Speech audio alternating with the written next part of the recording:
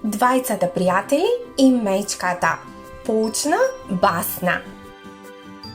Двајца пријатели одеа заедно низ шумата, кога одеднаш огромна мечка скокна од грмушката близу до нив.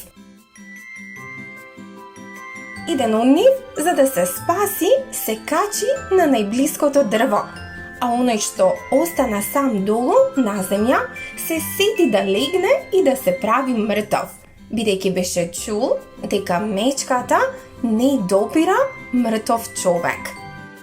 И сигурно се испостави дека тоа беше вистина, зошто и така бидна. Мечката застана, му продушка околу главата и по неколку минути си замина.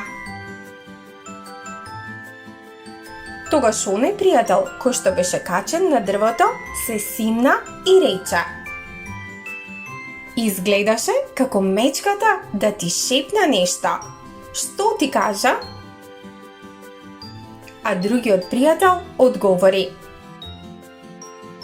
ми рече дека не е паметно да се дружам со човек што би го оставил пријателот сам во неволја, затоа што неволјата и несреќата всушност се вистинските тестови за едно пријателство.